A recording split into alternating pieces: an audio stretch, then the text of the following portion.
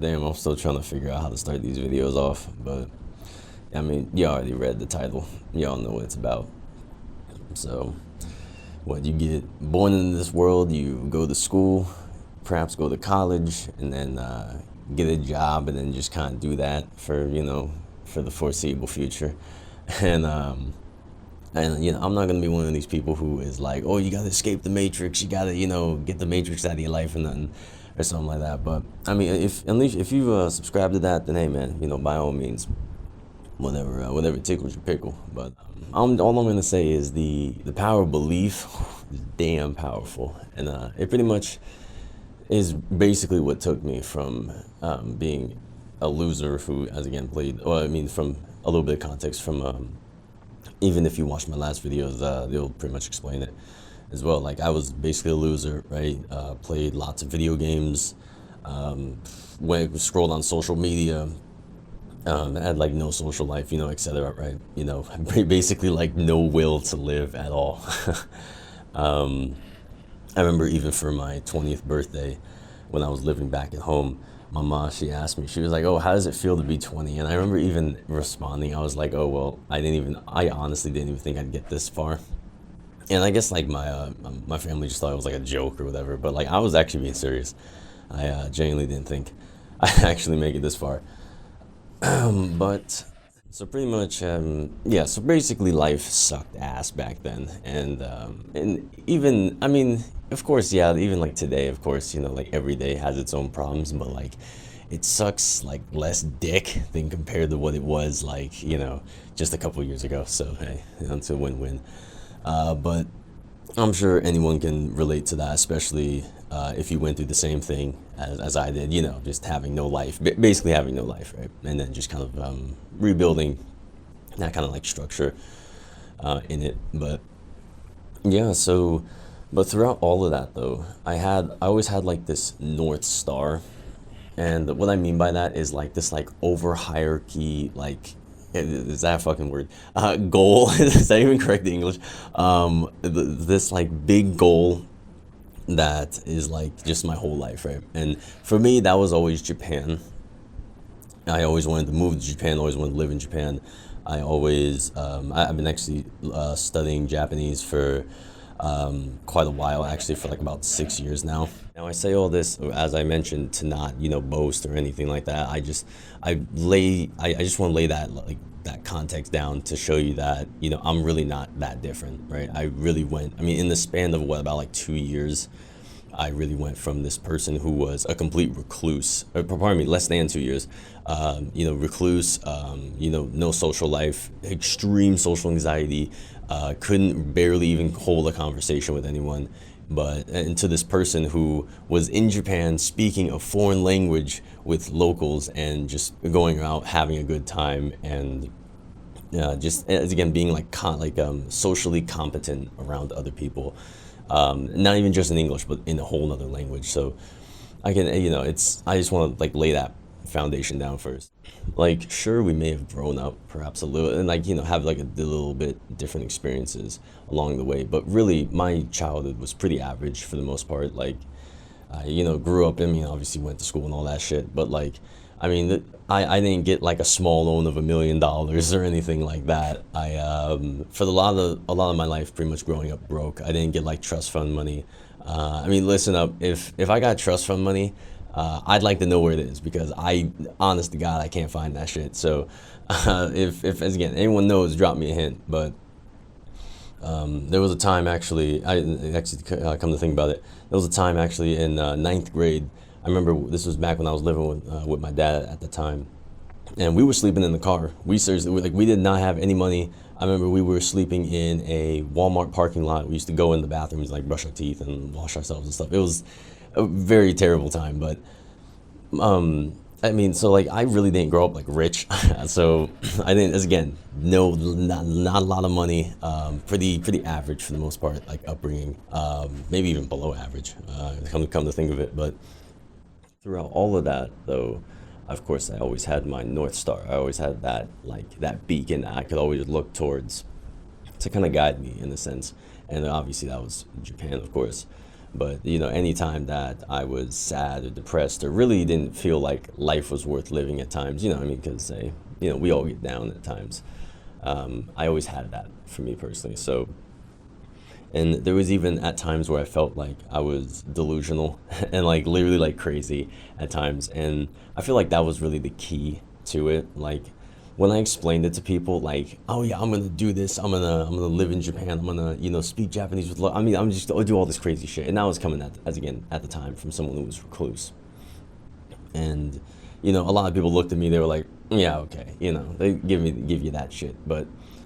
I really feel like being delusional, like just being crazy in general, is really was ultimately the goal for me, and like I like logic as just as much as the next guy. I mean, of course, I've been programming for like 6 years now, roughly. So, I mean, as again, I work with it every single day, but there's just a certain point where logic can really hinder your goals, and especially like when you really start to think about it a lot and you can just, at least from a logical perspective, you can really just talk yourself out of it. I mean, you could just see statistics. Oh, how likely is it to get to Japan? How likely is it to do that? Or at least for my case, how likely is it to, I don't know, turn my life around from being a recluse, non-social person to doing what I did? Like, I honestly, I don't know the exact figures or statistics, but I would say it's pretty astronomically low, to say the least. I mean, that's at least what I would deem it as, because yeah, it just like that thinking process of just being like not necessarily crazy for the sake of being crazy, but kind of hone it in, like really focus, like channel it a little bit, and be, I would say, deliberately delusional on how you approach your goals, especially like ones of massive scale. So that's kind of the question that I really want to propose in this video is like, what is your North Star? Like, what is your thing that like whenever anytime you think about, you can be in any type of emotional state, you're like, damn, like that's worth fighting for. Like I want to do that. Like that's it for me. That's it. That's my thing. So that's, and if you don't know it, it's, perhaps it's worth finding it out. I mean, it might just save your life. It sure did mine. So since around 2018, I've always had this mindset of do it or die trying. And now for a lot of people, that sounds like a kind of a reckless thing, like having no plan B and just going all in on one thing. But my whole like mindset is I'd rather focus and hone in all my energy on one plan rather than like trying to dispute it across multiple different plans for whatever reason. So my thing is, right, I'm either gonna obviously, do it and accomplish my goals, or I'm going to, and like make it big on that side, and or fail and be broke and die trying, right? Like that's side one. Side number two is don't do that, right? And live in my small town. I get like, I don't know, a computer science degree. I never travel. I get a job in tech or something, if I even can still. And that's a whole other thing. And then perhaps get laid off in like the next 10 years, probably less than, and still be broke, right? So like regardless on either side of the spectrum, if I do the side two and stay in my small town and do all that, I'm pretty much gonna end up broke. Like that's like a death sentence waiting to happen. And I can't even accomplish like not even half the like accomplishment or the goals I have set for myself. So like that's pretty much a death sentence. Like that is no bueno. So I'm pretty much just opting for just going all in, and just making it happen, whatever means possible. So now throughout all the years, I've had multiple like blue collar jobs, and there's actually one story I want to talk about. That comes from a warehouse job I had, like very physically demanding job. So, and I remember a lot of my coworkers at this job, and not even just this job, others as well. They had obviously like big dreams. Yeah, they wanted to do travel, they wanted to do stuff, or just whatever. I have more time with family, and they would always say this one thing, and it always used to kill me on the inside. Every time they used to say it, they'd be like, oh, but I'm just waiting for retirement. I'm just waiting for retirement. I got a couple more years, or I got like 20 years till retirement. And I'm like, damn, because it sucks because I've had family members who've retired and then like a couple months later die. And it's like, damn, like, I mean, you gotta think, like, you work your whole life just to die, like, just not even to live it. You know, you don't even live. You live like below your means for your whole life. You don't even get to do anything. And then you just die. I mean, some don't, of course, but it's like that's a hard bet. That's a big bet you're taking with your life, man. Fuck. But there's one story specifically that's what I wanted to get to in this. It was from this elderly lady at this warehouse job I used to work at. A really nice Chinese lady, bless her soul. She was in her mid 70s. She was around, if I'm not mistaken, 73 years old at that time.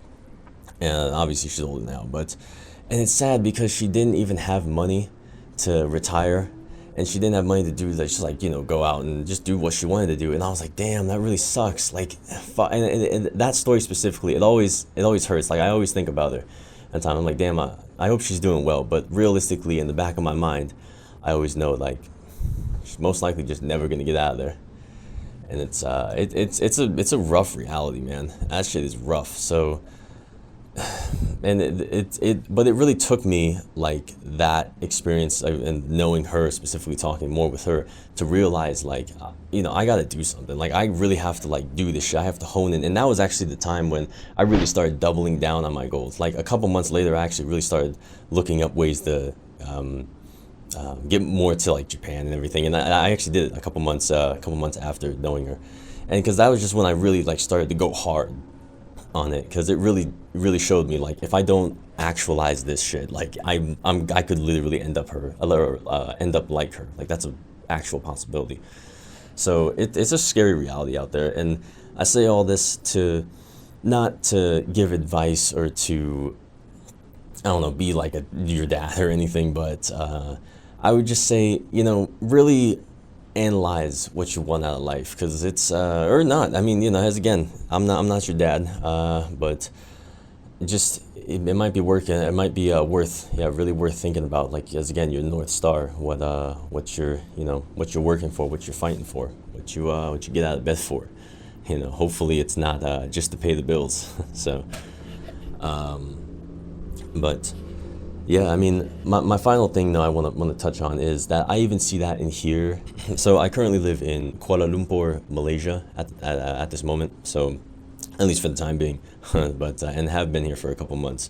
But I see a lot of foreigners, specific. I mean, of course they could live here, but like a lot of foreign, like older people as well, like Europeans and all that, and a lot of them. They're really old. They're really like, some of them can't even walk. Some of them, they need to have their family push them in a wheelchair. And I'm like, damn, like, that sucks, because it's like, I mean, now, of course, maybe it's a different scenario, but like, I can imagine at least one of those people that I've seen is in the case of, they worked their whole life and now their body's just broken. Now they got nothing. They can't move. They have to have their partner or their family, push them around in a wheelchair. And that's just, and now they just travel the world like that. And it's just like, damn, like, I don't know, it's a shitty, I personally think that'd be a shitty deal. But I mean, I don't know. Hey, these are just my thoughts, and on it, but that's one of the things I've seen though, especially with, just as of recent, not even just as of recently, but, what I've noticed, especially knowing that Chinese lady back at the warehouse, that warehouse job, I noticed like Social Security is not like a viable option to rely on, right? Like, that's, especially if you live in the United States. I don't really know other countries' systems too well, so I'm only gonna talk about the U.S. because obviously I'm a U.S. Citizen. But for Gen Z especially, I would not rely on Social Security, as it's set to run out by like I think it's like 2041 as of now. Of course, things can change, but that's a big bet you're willing to take if things don't change and you just kind of just get screwed just like that.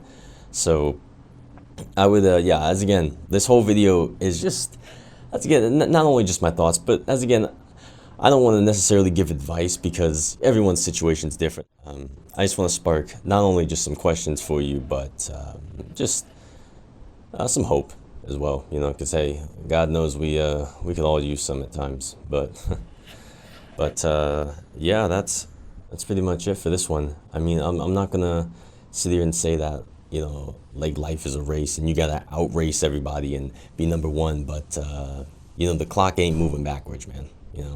So I guess do what you will with this information. But and yeah, until then, y'all take it easy and peace out.